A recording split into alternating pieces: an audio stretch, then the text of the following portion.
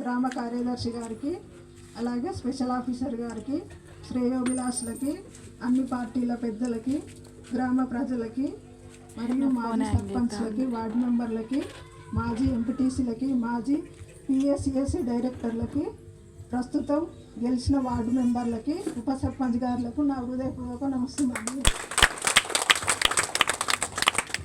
ఈ విజయాన్ని నా విజయంగా అనుకోవట్లేదు, ప్రజలందరి విజయంగా, గ్రామస్తులందరి విజయంగా నేను భావిస్తున్నాను.